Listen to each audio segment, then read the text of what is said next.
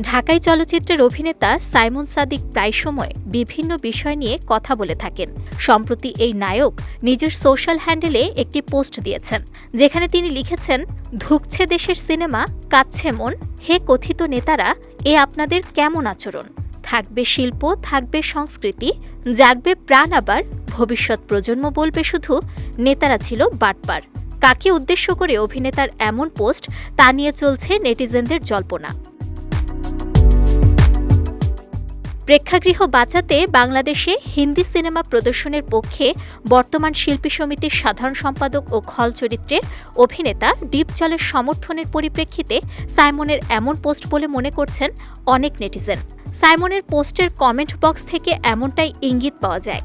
এর আগে চিত্রনায়িকা নিপুণ শিল্পী সমিতির সাধারণ সম্পাদক থাকাকালে দেশের প্রেক্ষাগৃহে বিদেশি সিনেমা প্রদর্শন নিয়ে সৃষ্ট জটিলতায় সমিতির কার্যকরী পরিষদের নিষ্ক্রিয়তা সংগঠন থেকে অব্যাহতি নেন সাইমন।